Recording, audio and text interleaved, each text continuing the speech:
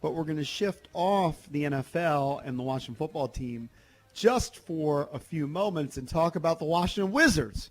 Of course, they drafted the Israeli kid, Deni Avdia, last Thursday, I believe it was, or maybe it was Wednesday. I forgot the day of the draft. Mm-hmm.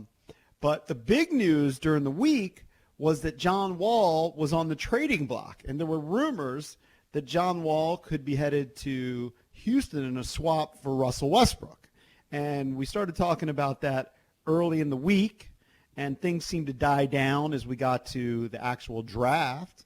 And then later in the week, we find out John Wall wants out of Washington.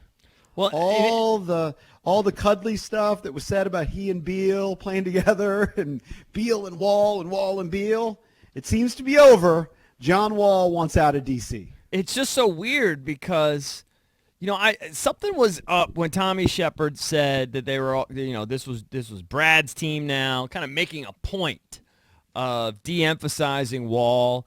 And then, then the minutes restriction and all that came about, and he just really became sort of de-emphasized. Meanwhile, for the last year and a half, we've been hyper-focused on his comeback, all the videos that are out there, all the workouts. John seems, primed to prove everybody wrong. He was front and center at all the games. Didn't look like he was unhappy. Where does this come from? And we just had Coach Brooks on the show last week, and Coach Brooks was super complimentary of John Wall. And I know this, on social media, a lot of Wizards fans are upset. And we could throw it out there if you want to chime in on the AAA Always On Call listener lines, 800-636-1067. Has Tommy Shepard botched things with John Wall and the team?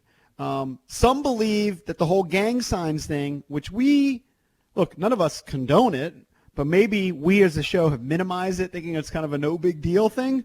But maybe that was the last straw with Wizards management, and they just don't want to deal with John. That's what they seem to be saying, but I find that hard to believe.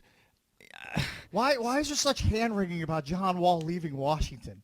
If he wants to get out of here, get a good deal put together and ship him out to another team. Cakes. He's never won 50 games here in his decade of leading this team. He's becoming very high maintenance, and he's making $40+ million. If he doesn't want to be here, if I'm Tommy Shepard, I'm going to get a deal together, and I'm shipping him out of Washington, D.C. I agree with you. I'm just trying to listen. Miss you. I know, but I'm just trying to figure out. It's a little harder for me to make to break up with him, and I'm okay with it. But where did it come from? That's all I'm trying to get at. Where did this come from? This is speculation. This is a guy who's been. You can say what you want about John, but he's been in hardcore DC. He's repped DC very well. I like John Wall. I think he's done great things for the community. He's obviously poured a lot of his money into this community, a lot of his time. Yeah. He gives it all on the court. Just wondering where it comes from. But if he's disgruntled and wants out, bye. See you later. I agree. This team hasn't done anything with you. I think it comes from what you were saying. He feels slighted. I think it comes from Tommy Shepard in a way. That when Shepard is saying this is Beal's team, he probably feels a little bit slighted and thinks, he's an alpha, right? So he doesn't want to just hand over the leadership to Bradley Beal. He can understand it. He hasn't been on the court, but he still thinks he's the man.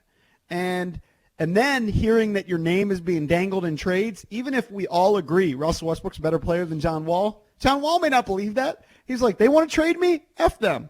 I want out. I think this just snowballed. So, they were unhappy with the gang signs and all that, for sure, but there was no indication that was a deal breaker. But all of a sudden, when Tommy hears Russell Westbrook might be available, now he says, well, of course I'm interested in Russell Westbrook. So, and then that pisses off John. So I think that's kind of, even though they may not have been hell-bent on getting rid of John, when Russell became available and then John saw how quickly they were willing to just turn their back on him in his mind, then he was like, all right, then I want out. Yeah, I think it's a terrible situation potentially for Washington, and I do think it stems from Tommy Shepard because, well, now what if you can't deal him for something that's of equal value, right? I'm sure there are going to be some teams that are going to try and toss them garbage.